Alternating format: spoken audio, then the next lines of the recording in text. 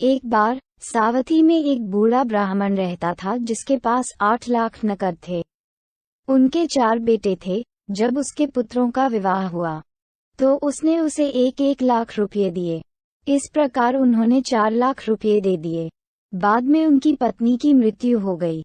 उसके पुत्र उसके पास आए और उसकी बहुत अच्छी देखभाल की। वास्तव में वे उससे बहुत प्यार और स्नेह करते थे। इस दौरान उन्होंने किसी तरह उसे बाकी 4 लाख रुपये देने के लिए मना लिया। इस प्रकार वह व्यवहारिक रूप से दरिद्र रह गया था। सबसे पहले वह अपने बड़े बेटे के पास रहने गए। कुछ दिनों के बाद बहू ने उससे कहा, क्या तुमने अपने बड़े बेटे को अतिरिक्त 100 या 1000 रुपये दिए? क्या तुम्हें अपने दूसरे बेटों के घर का रास्ता नहीं मालूम? ये सुनकर बूढ़े ब्राह्मण को बहुत गुस्सा आया और वह बड़े बेटे का घर छोड़कर अपने दूसरे बेटे के घर चला गया।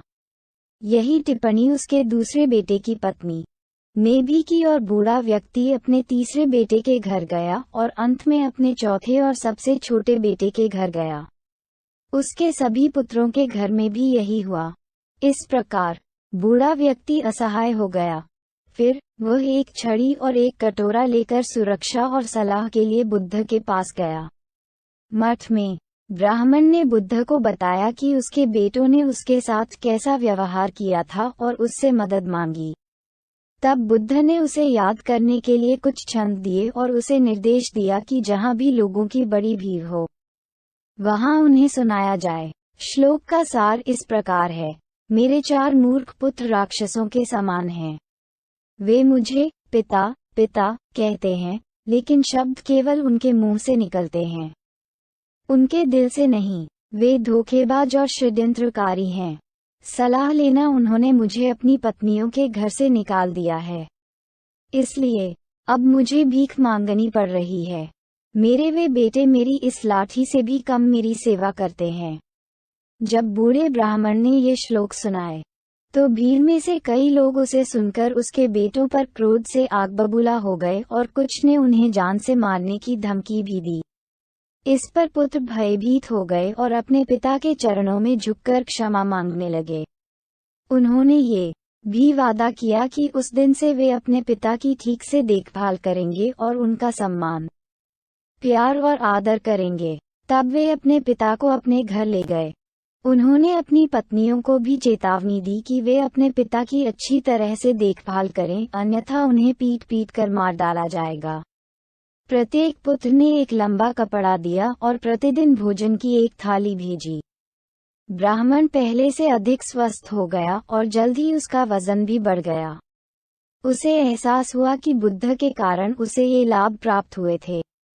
इसलिए वह बुद्ध के पास गया और उनसे विनम्रतापूर्वक अनुरोध किया कि वह अपने बेटों से प्रतिदिन मिलने वाली 4 भोजन ट्रे में से 2 भोजन ट्रे स्वीकार करें। फिर उसने अपने बेटों को बुद्ध के लिए 2 भोजन ट्रे भेजने का निर्देश दिया। एक दिन सबसे बड़े बेटे ने बुद्ध को भिक्षा भोजन के लिए अपने घर आमंत्रित किया। भोजन के बाद बुद्ध ने अपने माता पिता की देखभाल से प्राप्त होने वाले लाभों पर प्रवचन दिया। बुद्ध ने कहा, जैसे कैद में होने के कारण धनपाल नाम का हाथी गंभीर रूप से घायल हो गया था और उसकी सिर से मवाद गिर रहा था और दर्द से अपने मूल यानी अपने माता पिता की देखभाल करने के लिए तड़प रहा था और कराह रहा था, और तड़प के कारण एक निवाला भी नहीं खा पा रहा था। अपने माता पिता से प्यार करें, उनकी सेवा करें और उनका सम्मान करें, क्योंकि सांसारिक लोगों के लिए माता पिता को खोने का मतलब किसी ऐसे व्यक्ति को खोना हो सकता है जो सोचते हैं कि आप सबसे खास हैं और जो आपसे बिना शर्त प्यार करते हैं। अन्यथा ये पछतावा है जो मारता है। केवल यही है जो नश्वर घाव छोड़ जाता है। पछताने से बेहतर है प्यार करना और सेवा करना। सबका मंगल हो। नमो बुद्धाय।